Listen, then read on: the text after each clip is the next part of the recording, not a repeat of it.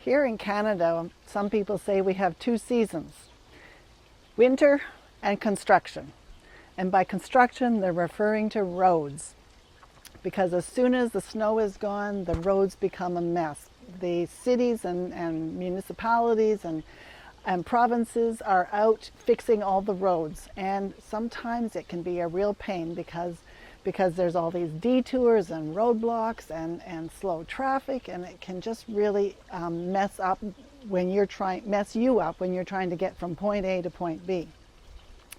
A number of years ago, our family was in France, and we were situated in Paris, but we decided to rent a car and go out to the coast for the day. And then by the time we were coming back into Paris, everything had gone really smoothly all day long because I knew where I was on my map, and I knew how to get from where we were to where we were going, which was our hotel. And we were following along very nicely along the ring road that goes around the outside of Paris till the point that we needed to get off to go in to where our hotel was. And so it was around 10 o'clock at night, and all of a sudden the traffic slowed and huge detour signs. Well, this was not in my plan. I wasn't sure where we were being forced off. I couldn't find it on the map because it was nighttime and it was too hard to see in the dark. But all of the traffic was slowly moved off of the highway and straight into the roundabout at the Arc de Triomphe. Well, for those of you who aren't terribly familiar with the Arc de Triomphe, basically it's a roundabout with 8 lanes. And now the word roundabout strikes fear and terror into the heart of every North American because we just are not familiar with how these things operate. But then on top of that, you have an 8-lane roundabout, and it was jam-packed because the entire highway was funneled into this roundabout. So 10 o'clock at night, all 8 lanes are full, bumper-to-bumper traffic, horns honking, people yelling and screaming because they were so mad that they had been forced to detour.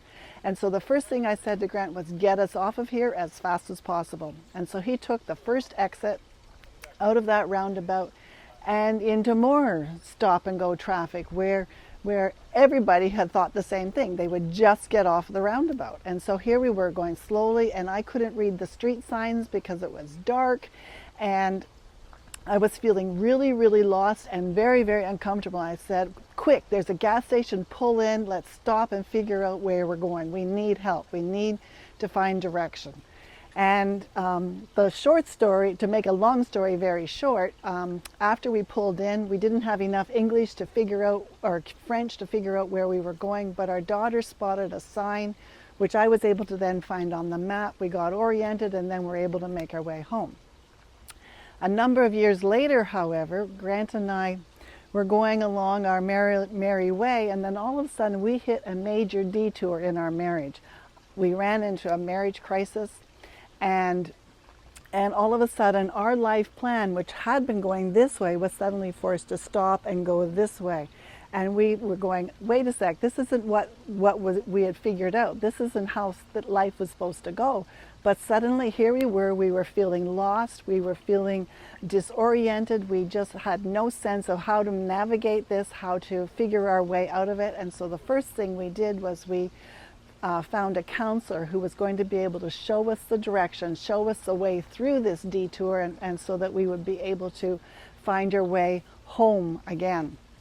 And some of you may be finding that all of a sudden you've been going through your life and you've hit a detour, and that wasn't in your plan, and you're wondering, what on earth do I need to do? How on earth am I going to get out of this? What can I do? You're feeling really lost and uncomfortable. Well, I would suggest you find someone that you can talk to, whether it's a counselor or a trusted confidant. Find people to pray for you and to uphold you. Start talking to God about where the root is and what the lies are, and how what He wants to teach you in all of this. We are so thankful that God stopped us at that point in our marriage. It was year 13, and we have never looked back. We went through that detour, and that has become our life message. We learned so much about ourselves and the need for our personal inner healing, and how it has transformed our lives, that now we are taking that beyond, and we are teaching other people how to do that, and also how to even take that into their marriage and bring a marriage transformation themselves. So I just want to encourage you that if you find yourself that you've hit a major detour in your life and it's just not going the way you thought and your life plan was going this way and the detour is taking you that way, just go with it. Let Jesus talk you through it. Find people to help you, and then see what tremendous victories you're going to have on the other side. The testimony of healing, the testimony of breakthrough, the testimony of freedom. So if you've got one of those stories, we'd love to hear about it